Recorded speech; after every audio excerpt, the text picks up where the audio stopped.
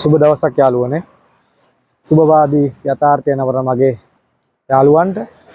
ඉතින් මම ඔන්න අද තවත් අලුත් වීඩියෝවක් අරන් එන්න යන්නේ ඔයාලට. මම ඔයාලා සමහරට මගේ පළවෙනිම ෆස්ට් වීඩියෝ එක දැකලා නැතුව ඇති. පළවෙනිම මම කියලා තියෙනවා මගේ channel එක නෙල්ලි ගෙඩියක් වගේ කියලා. ඉතින් මම විවිධත්වයෙන් තියෙන මාතෘකා යටතේ විවිධත්වයක් තියෙන දේවල් තමයි අරගෙන එන්නේ මගේ වීඩියෝ වලින්. ඉතින් ඒ වගේ විවිධත්වයක් තියෙන තවත් දෙයක් තමයි මේ එකම තැනකට කොටු වෙලා නැහැ. හැම කෙනාටම ගැළපෙන ආකාරයක එක වීඩියෝ ගේන තමයි මම බලාපොරොත්තු වෙන්නේ. ඉතින් අද ගේන්න යන වීඩියෝ එක තමයි කුකින් සයිඩ් එකේ ඔය උයන පැත්ත ගැන මාළුවෙක් අලුත්ම විදියකට හදන්නේ කොහොමද කියලා යමු මාත් එක්ක කිචන් එකට.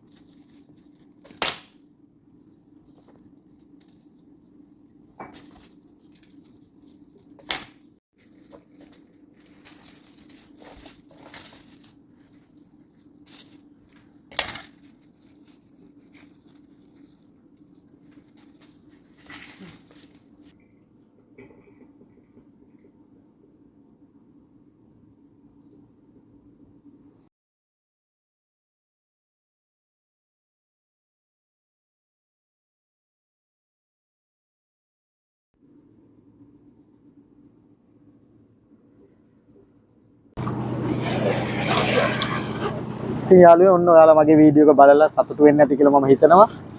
ඉතින් ඔයාලත් හැමදාම ආදරෙන් සතුටින් ඉන්න ඔයාලා සතුටින් කාලා බීලා මොන ප්‍රශ්න ආවා වෙනවාදී විදිහට හිතන්න එපා, ධනවාදී විදිහට හිතන්න.